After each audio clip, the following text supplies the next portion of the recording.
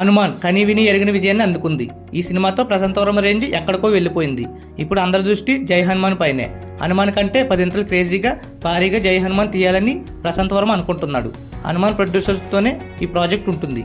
అయితే హనుమాన్తో పోలిస్తే బడ్జెట్ మరింత పెరగబోతుంది. దీన్ని దృష్టిలో ఉంచుకుని మరో నిర్మాణ సంస్థను చేర్చుకుంటారా లేదంటే సోలోగానే చేస్తారా అనేది ఇంట్రెస్టింగ్ కలిగిస్తోంది. మరొకరి పార్ట్నర్ కావాలంటే మాత్రం క్యూలో చాలా సంస్థలు ఉన్నాయి.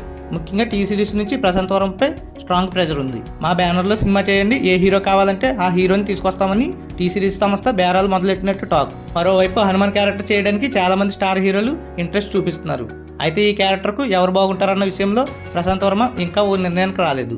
బాలీవుడ్ నుంచి సైతం హనుమాన్ క్యారెక్టర్ పోషించడానికి కొంతమంది హీరోలు రెడీగానే ఉన్నారు. కానీ ఈ క్యారెక్టర్కు తెలుగు నుంచే హీరోని ఎంచుకోవాలని మాత్రం ప్రశాంత్ వర్మ గట్టిగా ఫిక్స్ అయ్యాడు.